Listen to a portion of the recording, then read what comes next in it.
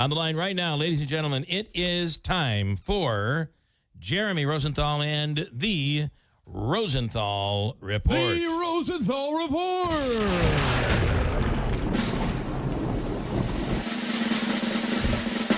I really never expected the drums there, but okay.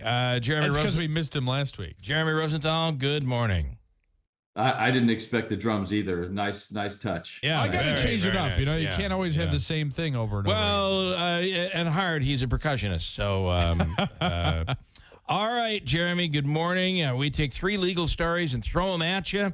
I love this segment, and here we go. Let's start with this one. Topic number one, Jordan Neely's dad files lawsuit against Daniel Penny after the subway chokehold. Different than criminal, but filing a lawsuit. What do you think? I think it's going to be interesting. This suit was filed before the verdict. So at the time, it was just sort of compounding his problems. Still is. Look, just like with OJ, the standard is different. In criminal cases, it's beyond a reasonable doubt. In a civil case, it's beyond a preponderance. So Daniel Penny may not win this, but I'll tell you what he was acquitted of was the lowest form of criminal negligence. So he may win this as well, but he's not completely off the hook. And the book deal he's about to sign and the book tour that he's about to go on, maybe that all goes to the Neely family. We'll have to wait and see there. This one it's such a tough case because we've all, I don't know that we've all, but I've certainly been in a situation where someone, and actually I've been in a scenario on the subway where someone was having an episode and it was pretty scary for everybody. Everybody, for the most part, is looking down. Don't make eye contact. It never became. Please don't come to me. Please don't come to me. It never became violent.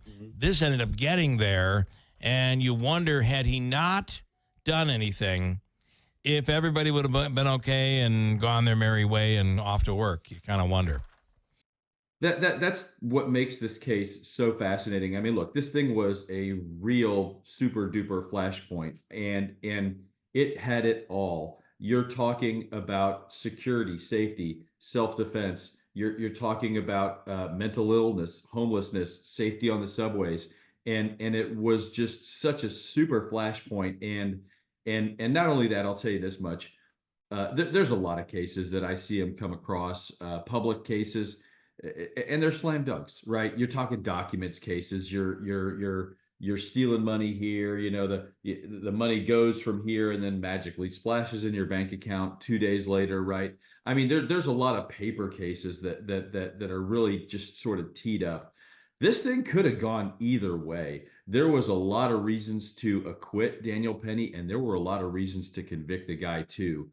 This thing could have gone either way, and that jury fought long and hard in this case. To a certain degree, I'm kind of a little surprised that he walked on everything, but his lawyers were really able to get the jury to identify with Daniel Penny over Jordan Neely, and I think that's what was pretty important.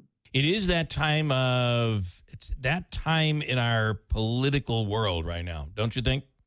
I mean, where we've had so much lawlessness, bail reform, and all of these things we're dealing with. I do think the average New Yorker, the average person, is like fed up, like enough is enough. We need some normalcy on our streets, and maybe that played a role.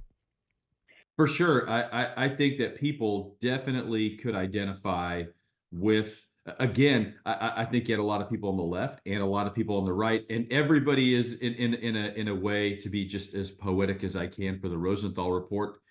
Aren't we all just sort of on that subway train together? Was that good? That was very good. That was good. If only we had a harp. Okay. The angels are singing with you. All right. Topic number two. New LADA is promising, and again, this is along that line of lawlessness, it seems. Yeah. Promising a hard middle approach to restore law and order. What do you think? Yeah, I don't know what a hard middle approach is, but he's I'm aggressively right in the middle. So yeah, and exactly, you're right. So George Gascon, who was the DA in LA, he's a Cuban immigrant. He's former LAPD, former San Francisco DA, was the DA in Los Angeles. Had some really ultra progressive measures that he was taking to what he thought could solve a lot of LA's crime issues. And think what you will about Los Angeles, it's got some super duper problems. And so he was, some of the things like you just mentioned, bail reform was one of his big ones.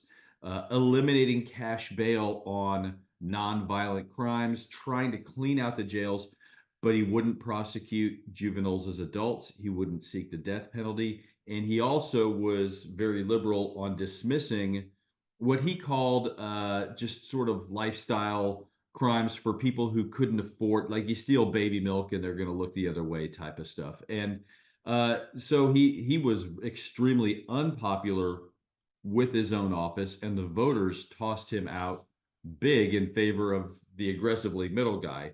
So it's a really interesting story, just to see kind of where a city like LA is sort of landing in the year 2024. It is, and boy, the way California goes, New York seems to either be just ahead of them or just behind them. So it'll be interesting to see if we begin to see changes here in New York to that. All of it coming from downstate in the city. By the way, topic 3.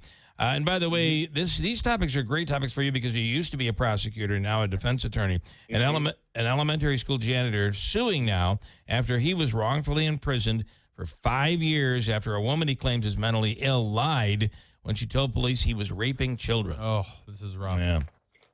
This is a really hard story. And to me, I don't know why it took him 5 years to get to trial. That to me is kind of the hard part here. And I mean, when you're arrested, you can bail out. Again, probably bail was set too high for him because they think he's a child molester, and so they don't want him on the streets. Shouldn't take you 5 years, regardless of where you are. I mean, you should be able to get to your trial. And look, in cases that I have, if it's a big deal, I mean, it's not uncommon for somebody in custody 8 months, 10 months, maybe in certain instances over a year if it's a real high profile kind of a murder case. 5 years.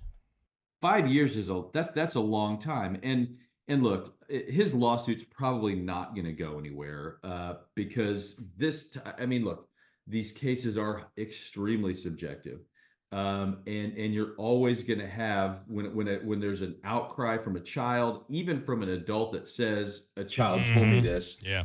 I mean, they're going to jump on this and take it as seriously as a heart attack. And to win a lawsuit like this, you have to prove that that the prosecution was cheating, that they were framing you, that they intentionally violated your rights. And that is such a hard standard to do. And probably a lot of this delay is going to be on him and his lawyers. I hate saying it, but that's probably true. Okay. Interesting. Okay. All great stories. And Jeremy, we appreciate it. As always, the Jeremy Rosenthal Report. Thank you so much.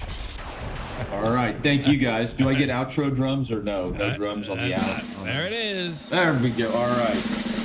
Boom. It's almost like a seal has just placed the ball on its nose. All right. Good stuff, Jeremy. We'll do it again. Thank you. Bye, guys. Have a good week. Jeremy Rosenthal.